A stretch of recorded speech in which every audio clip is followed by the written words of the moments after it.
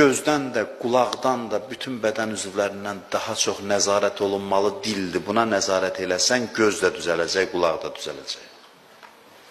Bilirsiniz niyə?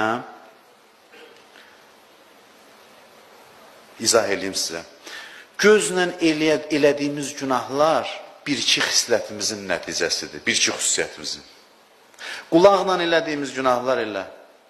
Göz, məsələn, gözü harasa baxmağa vadar eləyən şəhvət ola bilər, məsələn.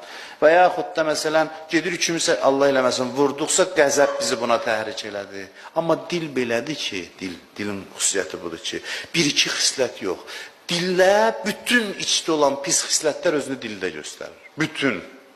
Gözdə bir-ikisi, qulaqda bir-ikisi, bədən üzvlərində bir-ikisi. Amma dil elədir ki, bütün içdə olan mənfiliklər dildə gəlib özünü göstərir.